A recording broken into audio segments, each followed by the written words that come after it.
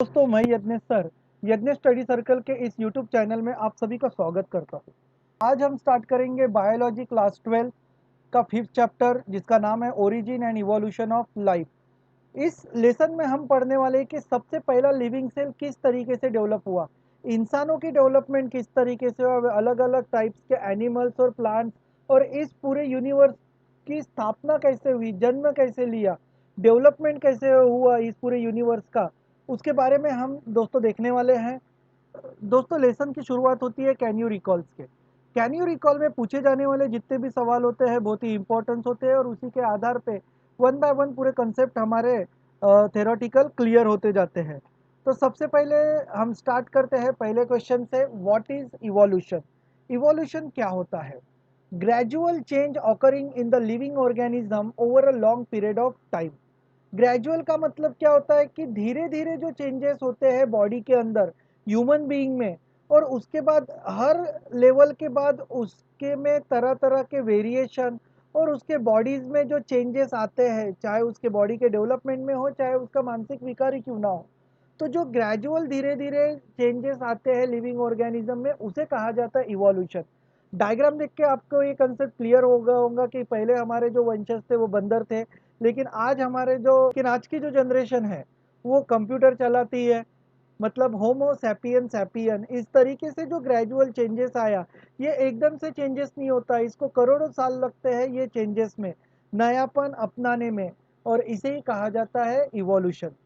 अगला सवाल इसमें पूछा हुआ है कि where was the first life form, और आप लोगों को पता ही है इसका आंसर कि सबसे पहला लिविंग ऑर्गेनिज्म कहाँ जन्म लिया उसने, तो इसका आंसर है पानी के अंदर। ठीक है। मे बी वो लिविंग ऑर्गेनिज्म आपको जैसे डायग्राम में दिख रहा है वो पैरामेशन के फॉर्म में हो सकता है, अमीबा के फॉर्म में हो सकता है। फिर धीरे धीरे उन्होंने मल्टीपल, यानी तकरीबन 4 बिलियन ईयर एगो हमारी पृथ्वी पे लिविंग ऑर्गेनिज्म जैसे आपको डायग्राम में दिखाई दे रहा उस तरीके से थी। लेकिन आज कई करोड़ों साल बाद, हर समय बाद, जैसा सराउंडिंग मिला, जैसा हैबिटेट मिला, उस तरीके से लिविंग ऑर्गेनिज्म अपने आप में चेंजेस लाते हैं वो, और अपने आप को डेवलप। नेक्स्ट सवाल इसमें पूछा हुआ है कि why are many species of plants and animal getting becoming the extinct. सवाल ऐसे कहा गया है कि आज नई नई जो पुरानी जो प्रजाति थी, और बहुत सारे जो जानवर है, बर्ड्स है, प्लांट्स है, आज हमें दिखाई नहीं देते, गायब हो चुकी है। ऐसा क्यों? तो इसका आंसर है हैबिट एंड इन्वायरमेंट चेंजेस। यानी एक तो उनके रहन सहन में परिवर्तन आ चुका है, दूसरा इन्वायरमेंट में चेंजेस आ चुका है। आपको पता है कि पहले पोल्यूशन नहीं था, आज पोल्यूशन बहुत है। पहले हमारे इसमें चिड़िया बहुत सारी दिखाई देती थी, लेकिन आज पोल्यूशन इतना बढ़ चुका है कि आज हमें चिड़िया बहुत ही कम और रेयरली दिखाई देती है। आज ऐसे तरह तरह के जीव जंतु और जानवर जो हमें पहले कुछ सालों पहले दिखाई देते थे, लेकिन आज दिखाई नहीं देते थे, इसका कारण ये कि है उनके रहन सहन में चेंजेस हो चुका है। और आज उनको जीवित रहने के लिए जिस तरीके का इन्वायरमेंट चाहिए, वो इन्वायरमेंट उनको नहीं मिल पा रहा है। और ह्यूमन का, और यहाँ पे डार्विन का कंसेप्ट सीधा है कि जो अपने आप को इन्वायरमेंट पे चेंज करेगा, परिवर्तन लाएगा, वही इस इन्वायरमेंट में जीवित रह पाएगा। और जो इस सराउंडिंग के हिसाब से अपने आप में चेंजेस नहीं लाता है, उसे जीने का कोई अधिकार नहीं है। डायग्राम में आपको दिख ही रहा होगा कि पहले ये जानवर दिखाई देते थे, लेकिन आज ये दिखाई नहीं देते हैं। इसलिए इसके बारे में सोचना बहुत जरूरी है कि ये आज गायब हुए तो हुए कैसे है, और इसी की स्टडी हम यहाँ पे देखेंगे। नेक्स्ट सवाल है the Lamarck theory of inheritance of the acquired character. अरे ये सवाल नहीं है, इसका तो जवाब है कि नए कैरेक्टर जो एडॉप्ट किए हुए हैं वो लेमार्क्स थ्योरी में बताया गया है। जैसे कि लेमार्क्स ने कहा था कि पहले जिराफ की गर्दन छोटी थी, लेकिन जैसे जैसे प्लांट की हाइट बढ़ती गई, तो उस खाने को एडॉप्ट करने के लिए, उसको पकड़ने के लिए धीरे धीरे जिराफ की भी गर्दन कैसी होगी, स्ट्रेचेबल होने लगी या बड़ी होने लगी है। और सिंपल सी थ्योरी है इसमें कि इंसान जिस तरीके से, जिस सराउंडिंग में रहता है, तो जीने के लिए वो अपने बॉडी में उस नए चेंजेस को एडॉप्ट करता है, और यही कंसेप्ट कहता है लैमोर्स। नेक्स्ट क्वेश्चन है व्हाट इज स्पेसिएशन। स्पेसिएशन का मतलब सिंपल भाषा में अगर कहूँ, तो इंसान जिस वातावरण में चला जाता है, उस वातावरण के हिसाब से अपने रहने में, खाने में, पीने में, और अपने बिहेवियर में चेंजेस लाता है। That is called speciation. Speciation is how a new kind of plant or animal species is created. इसमें न्यू तरह का जैसा सराउंडिंग और डिटेल में समझाने के लिए एक एग्जांपल बताता हूँ। मान के चलो एक व्यक्ति है नागपुर मेट्रो सिटी में रहने वाला, अचानक उसको उठा के हमने सहारा जंगल में फेंक दिया। अब उसके लिए ना खाने की चीज़ें हैं, ना वहाँ पे पीने के लिए पानी है, और ना पहनने के लिए उसके पास कुछ है। लेकिन वहाँ पे सहारा रेगिस्तान में मिलेंगे तो ज़्यादा से ज़्यादा क्या मिलेंगे उसे? कैक्टस। तो जिंदा रहने के लिए वो इंसान क्या करेगा? कैक्टस भी खाएगा। और उसके बाद मान के चलो उसकी शादी भी होती है और किसी तरीके से उसके बच्चे तैयार हो गए, तो जो न्यू जनरेशन डेवलप होंगी, उनको खाना क्या होता है, बर्गर पिज्ज़ा क्या होता है, ये उनको नहीं पता। वो जीवित रहेंगे तो सिर्फ कैक्टस खा के ही जीवित रहेंगे। और अपने आप को उस तरीके से ही वो सराउंडिंग में अपने आप को डेवलपमेंट लाएंगे। क्योंकि स्पेसिएशन का मतलब ये है, जैसे वातावरण में आपको रखा जाएगा वैसे ही इंसान अपने आप को डेवलपमेंट करते रहेगा। आपने एक टार्जन मूवी देखी होंगी। टार्जन में कैसा होता है कि उस बच्चे को जंगल में छोड़ देते तो वो बच्चा भी जंगली बन जाता है, और शेर और सियार के साथ में और तरह तरह के जंगली जानवरों के साथ में रह के अपने आप को उसी तरीके से वो बिहेवियर और डेवलपमेंट करता है। आई होप आपको स्पेसिएशन का मतलब क्लियर समझ में आ गया होगा। टॉपिक पढ़ते हैं जिसका नाम है ओरिजिन ऑफ लाइफ, जिसे हम प्रोटो बायोजेनेसिस भी कहते हैं। प्रोटो का मतलब होती है पहला, बायो का मतलब होता है लिविंग ऑर्गेनिज्म, जेनेसिस का मतलब होता है डेवलपमेंट होना। यानी इस पृथ्वी पे सबसे पहला लिविंग ऑर्गेनिज्म कौन सा डेवलप हुआ है उसके बारे में यहाँ पे हम पढ़ेंगे। The formation of the first life is nothing but the protobiogenesis. यानी जो पहला सेल इस पृथ्वी पे डेवलप हुआ या लिविंग ऑर्गेनिज्म इस यूनिवर्स में डेवलप हुआ है उसे हम प्रोटोबायोजेनेसिस कहते हैं, यानी पहला जीवित व्यक्ति। It is also called at the origin of life, और उसे ही कहा जाता है ओरिजिन ऑफ लाइफ। आज के युग में हम ये बता सकते हैं कि इंसान के पेट से इंसान पैदा होगा होगा लेकिन सबसे पहला पृथ्वी पे किस जानवर ने जन्म लिया था, ये अभी तक कोई भी साइंटिस्ट प्रूफ नहीं कर पाया। लोगों ने ऐसी मान्यता रखी है, भाकित किए हुए ऐसा हुआ होगा, लेकिन किसी ने उस सराउंडिंग में जाके टेस्ट नहीं किया है। तो साइंटिस्ट लोग क्या करते हैं, उसके बारे में रिसर्च करते हैं, स्टडी करते हैं, और उसके बारे में वो हाइपोथेसिस, बोले तो दंत कहानियां जैसी होती है, जो प्रैक्टिकली प्रूफ नहीं लेकिन ऐसे मान्यता है ऐसा हुआ होगा, ऐसे साइंटिस्ट ने थ्योरी रखी हुई है। इस लेसन में हम वही सारे की सारी थ्योरी लिखेंगे, और किस तरीके से हुआ होगा, किस तरीके से सराउंडिंग में पनपा यानी डेवलपमेंट हुआ होगा, यूनिवर्स कैसे बना होगा, लिविंग सेल किस तरीके से धीरे धीरे डेवलपमेंट हुआ होगा, और आज के इन्वायरमेंट में वो किस तरीके से पहुंचा होगा। ये सारे सवालों के जवाब हम इसमें देखेंगे। लेकिन चलिए दोस्तों, इसके नेक्स्ट टॉपिक में आते हैं जिसका नाम है थ्योरी ऑफ स्पेशल क्रिएशन। क्या होता है दोस्तों कि जिसके बारे में इंसानों के पास जवाब नहीं होते हैं, तो उसका यही कहना होता है कि इस दुनिया को बनाया एक सुपर नेचुरल पावर ने बनाया हुआ है, और यही हुआ है। अलग अलग धर्म है, चाहे गीता हो, बाइबल हो, कुरान हो, अलग अलग धर्म में लोगों ने अलग अलग थ्योरी बनाई है, और वो जिस भी धर्मों के देवताओं को मानते हैं, लोगों ने उसी ने ही ये सारे यूनिवर्स को क्रिएट किया है, ऐसा उनका मान्यता है। It is the oldest theory, ये सबसे पुरानी थ्योरी है, and it is based on the religious belief without any scientific proof। और लोगों की मान्यता है, जैसे मैंने it is state that all living organism created by the super natural power. लेकिन ये मानना, ये बात भी सही है कि इसको नकारा नहीं जाता है कि इतनी बड़ी यूनिवर्स को डेवलप करना किसी भी साइंटिफिकल व्यक्ति के हाथ में नहीं है, किसी भी इंसान के बस की ये बात नहीं है। और ये मैं भी मानता हूँ कि कोई तो भी सुपर नेचुरल पावर है जो पूरे यूनिवर्स को चला रहा है। आप देखिए ना, हम मिल्की गैलेक्सी में रहते हैं, लेकिन ऐसे करोड़ों मिल्की गैलेक्सी है, और मिल्की उस गैलेक्सी में एक छोटा सा पॉइंट जैसा अगर कोई ग्रह है तो हमारी अर्थ है। लेकिन हमारी अर्थ भी बहुत बड़ी है, यानी एक इंसान के बस की बात नहीं कि वो पूरी अर्थ कवर कर सके, उसके हर एरिए को। तो आप सोच सकते कोई तो भी सुपर नेचुरल पावर होगा, ये पूरी यूनिवर्स को चला सकता है। आप जैसे ही आकाश गंगा पे अगर चले जाते हो, आप चलते ही जाते हो, उसका कोई भी एंड पॉइंट नहीं है। तो ये थ्योरी का यही कहना है कि इस पूरी कायनात को अगर किसी ने बनाया है तो वो एक सुपर नेचुरल शक्ति है। इस कॉस्मोजोइक थ्योरी में ये बताया गया है कि अर्थ पे जो इस दुनिया में इस अर्थ पे जो लाइफ डेवलप हुई है वो अर्थ पे नहीं है, बाहर के किसी प्लैनेट से। ये बाहर के कोई उल्का पिंड या बाहर का कोई प्लैनेट हमारे अर्थ पे आया था और उसी के वो जब अर्थ पे गिरा था तो उसी से ही लिविंग ऑर्गेनिज्म का डेवलपमेंट हुआ। उसी से पूरी लिविंग ऑर्गेनिज्म डेवलप होते चले गई और इसी को कहा गया है कॉस्मोजोवा। इस थ्योरी को ही कहा जाता है पैंसपर्मिया। आई होप ये टॉपिक आपको क्लियर समझ में आ गया है। और इसको एग्जाम्पल में दे बताना चाहूँ तो एक bacteria on the Martian rock at Antarctica. Antarctica में एक उल्का पिंड का एक रॉक मिला था और उसमें जो बैक्टीरिया पाए गए थे उस बैक्टीरिया के जो सैंपल थे वो ह्यूमन के सैंपल से मिलते जुलते थे और वो जो रॉक आया था वो रॉक अर्थ पे पाया नहीं जाता है, वो अलग दुनिया से अलग प्लैनेट से यहाँ पे गिरा था वो। दोस्तों नेक्स्ट टॉपिक में ये कहा गया है कि थ्योरी ऑफ स्पॉन्टेनियस जनरेशन और बायोजेनेसिस। इस थ्योरी के हिसाब से ऐसा कहा जाता है कि लिविंग ऑर्गेनिज्म का जो जन्म हुआ है वो नॉन लिविंग ऑब्जेक्ट से हुआ है। लेकिन ये फिजिकली पॉसिबल नहीं है ना, क्योंकि एक लिविंग ऑर्गेनिज्म ही लिविंग ऑर्गेनिज्म को जन्म दिया जाता है।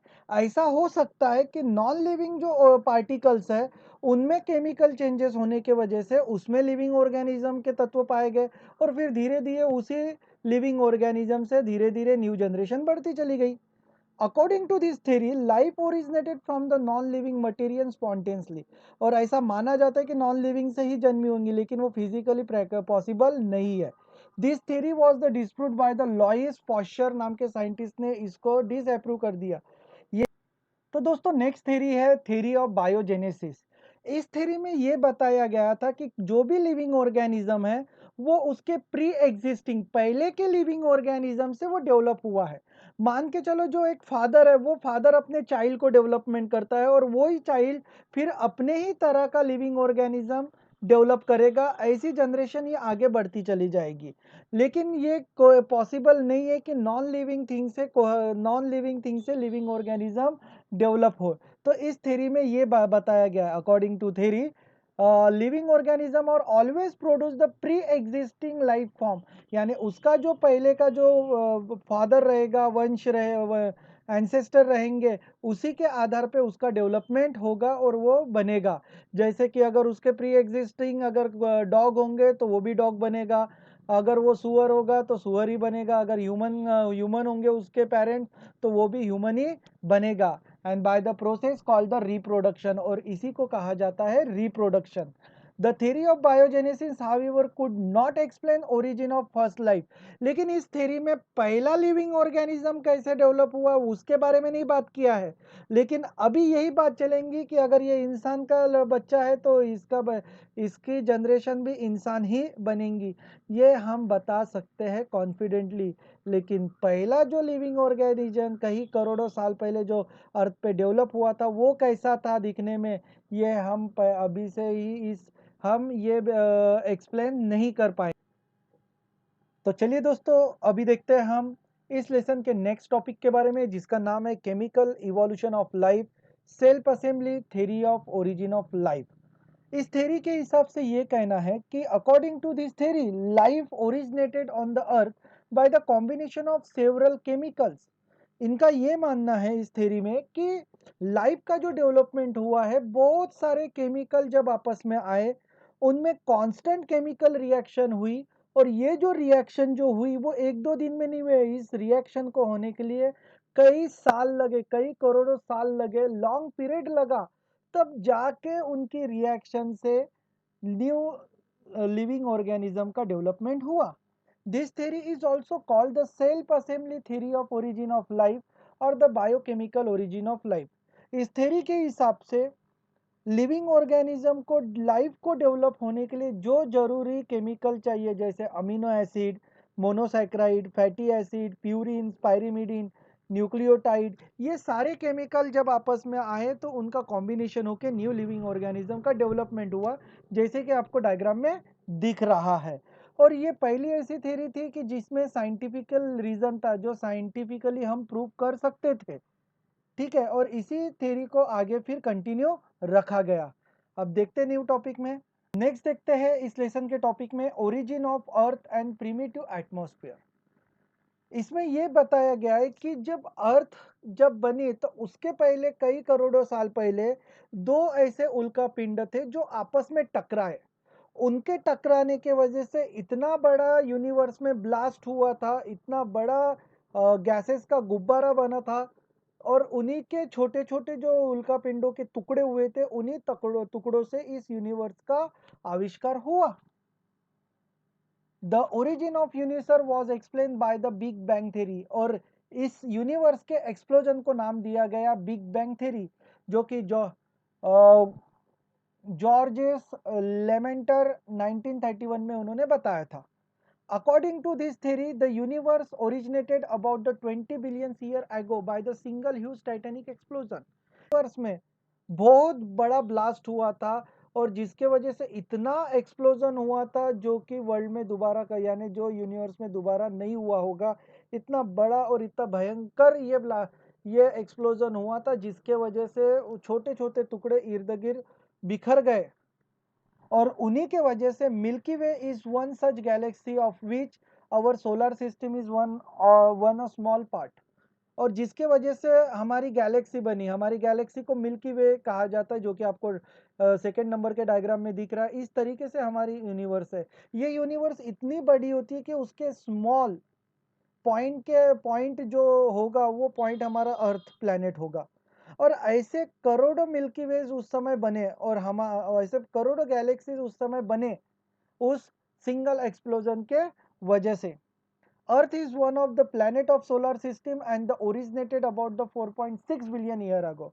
और उसी एक्सप्लोजन के वजह से हमारी सोलर सिस्टम बनी, हमारी अर्थ बनी, और अर्थ को बनने के लिए 4.6 बिलियन ईयर इतना समय लगा। When formed, it was a rotating cloud of hot gases and the cosmic dust called the nebula. और उस समय में हमारे अर्थ के इर्द गिर्द बहुत सारे हॉट गैसेस का सराउंडिंग था, जो अर्थ के इर्द गिर्द गोल घूमते रहे, और एक पूरा गैसेस का एक चेंबर बन के तैयार हुआ था हमारी। उस समय एक हेवियर एलिमेंट लाइक उस गैस के गुब्बारे में एक हेवियर एलिमेंट थे, जैसे कि निकल थे, आयरन थे, passing to the core, and the lighter ones like the helium, hydrogen, nitrogen, oxygen, carbon etcetera remaining on the surface, and they form the atmosphere of the earth. तो उस gas के गुब्बारों में बहुत सारे मिनरल्स थे, बहुत सारे गैसेस थे, उनमें से निकल और आयरन ये पार्टिकल था। जब गैस का गुब्बारा ठंडा हुआ तो वो बहुत ही फोर्सफुली अर्थ पे गिरे, और वो अर्थ के गहराई में जाके छुप गए। और जो हल्के गैसेस थे, हल्के एलिमेंट थे, जैसे helium, hydrogen, nitrogen, oxygen, carbon, ये अर्थ के ऊपर में एक सराउंडिंग उन्होंने बनाया, एक एटमॉस्फेयर उन्होंने अर्थ के इर्द गिर्द बनाया। नेक्स्ट टॉपिक में आते हैं हमारे formation of ammonia, water and methane. अब ये तो हमने देख लिया कि तरह तरह के इर्द गिर्द पार्टिकल एलिमेंट अर्थ के सराउंडिंग में घूमने लगे, जो कि हल्के थे, अर्थ के ऊपर सराउंडिंग में घूमने लगे। Primitive atmosphere was very hot. उस समय में अर्थ का जो वातावरण था वो बहुत ही हॉट था, गर्म था। एज इट स्लोली कूल्ड, धीरे धीरे वो ठंडा हुआ। The lighter element started to react with each other.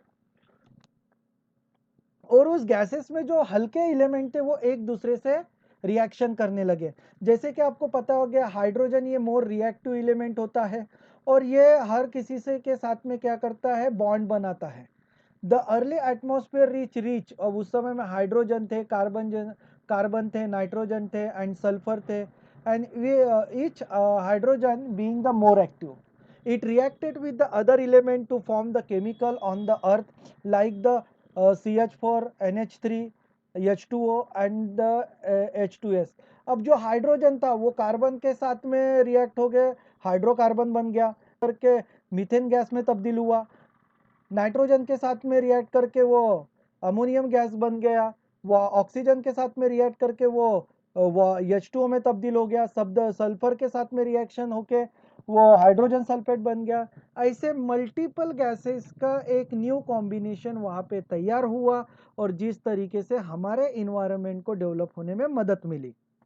Next topic में आते हैं हमारे इसमें इस लेसन के, जिसका नाम है formation of simple organic molecule. आगे चल के सभी गैसेस अलग अलग गैसेस फॉर्म होने लगे हाइड्रोजन के कॉम्बिनेशन में, and as a temperature of the earth decreases. अब धीरे धीरे उनके वजह से क्या हुआ, टेम्परेचर उनका इन्वायरमेंट का टेम्परेचर कम होने लगा जो कि हॉट था।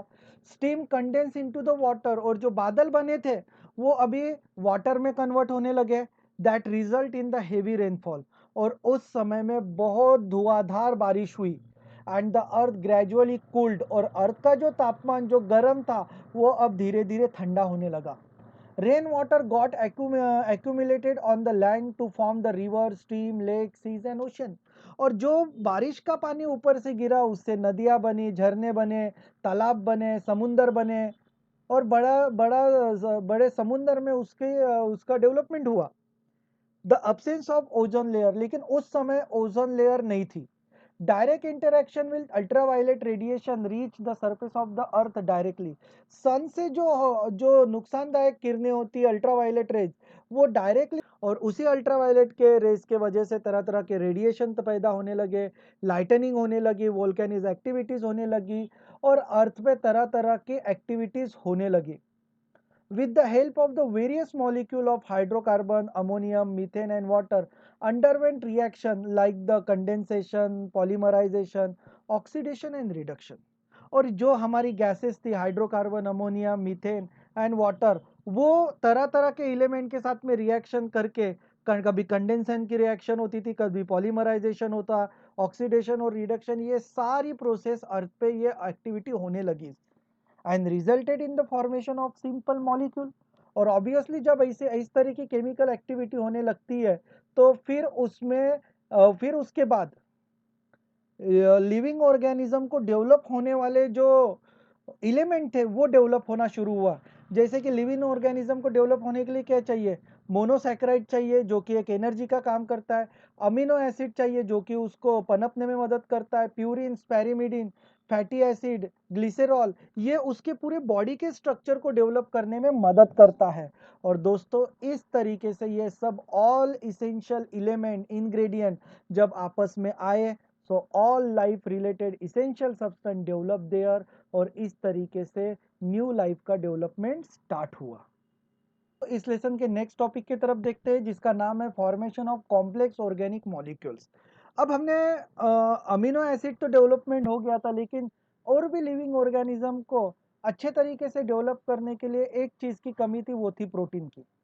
अब प्रिमिटिव ब्रॉथ जो कि लिविंग ऑर्गेनिज्म को डेवलप होने के लिए नेसेसरी होने वाली चीजें वॉज न्यूट्रल, अभी भी न्यूट्रल थी, एंड फ्री फ्रॉम ऑक्सीजन। अब उसमें से उसको डेवलप होने के लिए ऑक्सीजन भी वहाँ पे अवेलेबल नहीं था।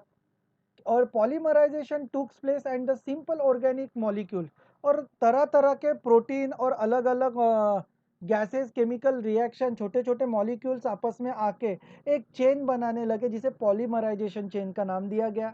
धीरे धीरे वो चेन आपस में बढ़ती गई, उनका एग्रीगेट होते जा मल्टीप्लिकेशन में होने लगे, एंड वो मल्टीप्लिकेशन होते होते न्यू चेन बनाने लगे जिसे कॉम्प्लेक्स ऑर्गेनिक मॉलिक्यूल्स ऐसे नाम दिया गया। और ये ऑर्गेनिक मॉलिक्यूल जब अलग अलग आपस में आने लगे तो वो अब अलग अलग मॉलिक्यूल्स में डेवलप होने लगे, जैसे कि पॉलीसैकेराइड चेन डेवलप होने लगे जिससे कि एनर्जी मिले, फैट्स डेवलपमेंट हो सके, प्रोटीन जो कि लाइफ को इंटरनली प्रोटीन प्रोवाइड कर सके, न्यूक्लियोसाइड एंड न्यूक्लियोटाइड जो डीएनए आरएनए बनाने में मदद करता है, polymerization of amino acid form, और इस तरीके से सभी न्यूक्लियोटाइड आपस में आने लगे और एक पॉलीमराइजेशन ऑफ अमीनो एसिड की चेन तैयार होने लगी। प्रोटोप्रोटीन, प्रोटोप्रोटीन बोले तो प्रोटीन बनने की पहले की प्रोसेस, यानी प्रोटीन अभी तक बना नहीं है तो प्रोटीन बनने के लिए जो मटेरियल लगता है उसे हम प्रोटोप्रोटीन कहते हैं, which later from the protein, और जो सारे मटेरियल आपस में रिएक्टेंट रिएक्शन करके प्रोटीन बनाना चालू किया। And formation of protein molecule is consider as a landmark in living organism. Of life. और लाइफ को पनपने के लिए ये बहुत ही इम्पोर्टेंट कदम साबित हुआ प्रोटीन बनने के लिए। प्रोटीन बोले तो enzymes accelerated the rate of the other chemical reaction. तो लिविंग लाइफ को डेवलपमेंट फास्ट करने के लिए प्रोटीन ये बहुत ही इंपॉर्टेंट फैक्टर इनके लिए बना। बाकी स्ट्रक्चर में तो आपको दिख ही रहा है कि किस तरीके से वो बना और किस तरीके से प्रोटीन स्ट्रक्चर बन के तैयार हुआ था। नेक्स्ट टॉपिक हमारा formation of the nucleic acid. अब न्यूक्लिक एसिड किस तरीके से बना। न्यूक्लियोटाइड्स में have been the form by the reaction between. अब न्यूक्लियोटाइड कैसे बनता है उसके लिए हमें phosphoric acid, sugar and nitrogenous bases, जिसे हम प्यूरिन्स और पैरामिडिन्स कहते हैं, जो कि डीएनए की चेन में डेवलप करने में काम आते हैं। आपको पता है कि स्ट्रक्चर डीएनए का जो स्ट्रक्चर बनता है वो प्यूरिन्स और पैरामिडिन के मदद से बनता है। नंबर ऑफ न्यूक्लियोटाइड अब धीरे धीरे ज्वाइन होने लगे। अब जब न्यूक्लियोटाइड आपस में ज्वाइन होने लगे तो ऑब्वियसली आरएनए और डीएनए डेवलप होने लगा, और आरएनए डीएनए डेवलप हुआ तो ऑब्वियसली लिविंग ऑर्गेनिज्म इन्हीं आरएनए डीएनए के वजह से डेवलप होती है।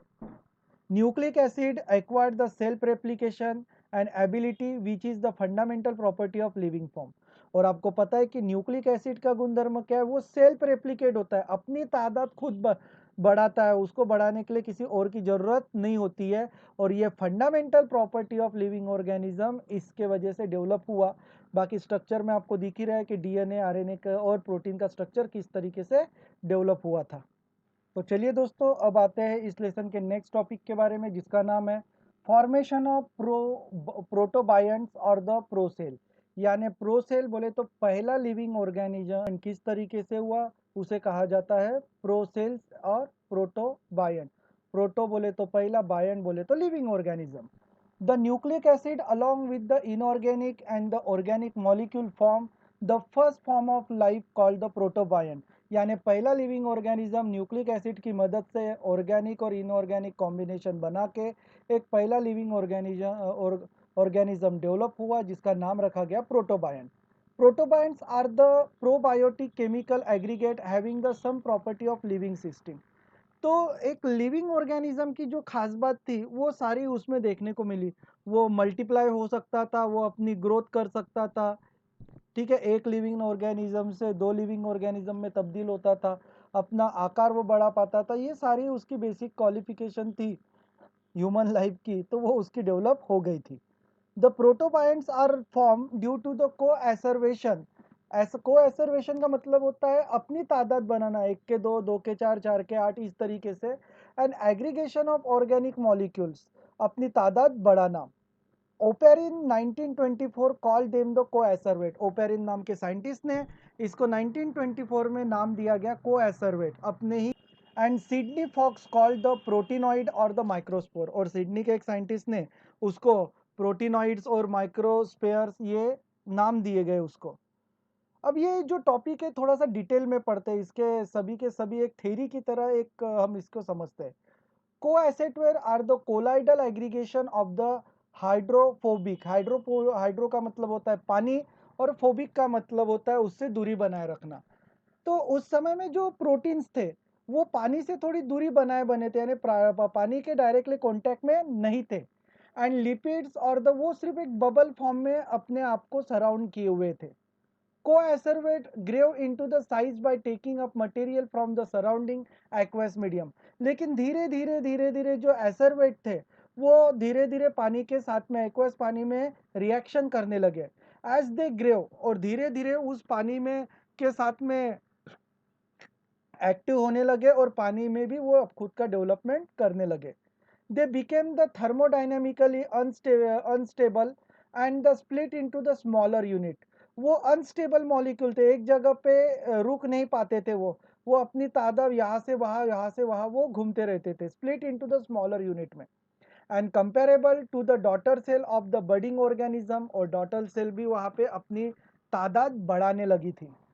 The microsphere are the proteinoid formed from the colloidal hydrophilic. Hydro का मतलब होता है पानी, और फिलिक का मतलब होता है उसके नज़दीक, पानी के साथ में। फिर वो मॉलिक्यूल धीरे धीरे बबल से बाहर निकलने लगे और पानी में भी अपनी तादाद बढ़ाने लगे।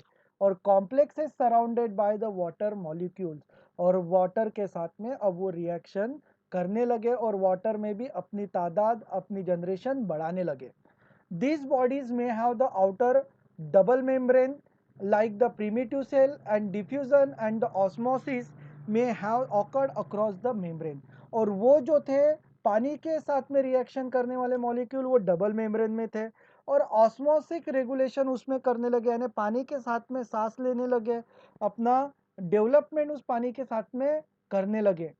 They were more stable than the coacervate, और वो एसरवेट की तुलना में ज़्यादा स्टेबल मॉलिक्यूल बने। Acervate and microsphere were the non-living colloidal aggregation of lipids and the proteinoid respectively. They had some basic property of living cells such as growth and division। अब धीरे धीरे वो जो प्रोटीनॉइड्स थे वो जो सेल वो उसमें जो डेवलप हुए वो अपनी ग्रोथ करने लगे और डिवीजन करने लगे। कहने का मतलब पानी के अंदर अपनी तादाद बढ़ाने लगे, अपनी जनरेशन बढ़ाने लगे। This colloidal aggregation turn into the first primitive living system called the ebions or the protocell। यानी उसी को ही कहा गया है पहला लिविंग सेल जो कि पानी में डेवलप हुआ है, जिसे प्रोटोसेल ये नाम से जाना जाता है। और इस तरीके से first formation of first cell का आविष्कार हुआ। कहा जाता है कि वो फर्स्ट सेल अमीबा और पैरामेशियम की तरह दिखती थी। यहाँ पे स्ट्रक्चर आपके सामने यहाँ पे है कि किस तरीके से उस समय में वो डेवलप हुए थे। When RNA or DNA system develop within the protocell and they look like the bacteria or virus, देखने में वो उनका आकार बैक्टीरिया और वायरसेस की तरह दिखते थे। हुए they regulate the various metabolic activities, वो अलग अलग एक्टिविटीज उसमें करने लगे जो कि लिविंग ऑर्गेनिज्म में जो जिस तरीके की मेटाबॉलिक एक्टिविटी होती है वही एक्टिविटी उनमें होने लगी। First cell was the anaerobic heterotrophic and the obtain the energy by the chemoheterotrophic process. और पानी के साथ में रिएक्शन के बाद साथ में मेटाबॉलिक एक्टिविटी वो तरह तरह के करने लगे और लिविंग सेल में कन्वर्ट होने लगे। और आगे चल के ये इतने मल्टीपल तादाद में वो अपनी सेल डिवाइड करने लगे कि कहा जाता है कि उस समय में समुंदर भी कम पड़ने लगा। इतने ज्यादा माइक्रोबैक्टीरिया वायरसेस उस पानी के समुंदर के पानी में डेवलप होने लगे। फिर जब जगह कम पड़ने लगी तो कुछ माइक्रोबैक्टीरिया अर्थ जमीन पे लैंड पे आने लगी, कुछ माइक्रोबैक्टीरिया हवा के साथ में सर्वाइव करने लगी, और कुछ जमीन और पानी दोनों में सर्वाइव करने लगे। तो इस तरीके से लिविंग ऑर्गेनिज्म का डेवलपमेंट होने लगा, इवोल्यूशन होने लगा। आगे हम देखते हैं कि किस तरीके से उन्होंने अर्थ पे डेवलपमेंट चालू रखा। इसके बारे में हम नेक्स्ट पार्ट में पढ़ेंगे। आई होप ये आपको वीडियो पसंद आया होगा। Thank you for watching this video.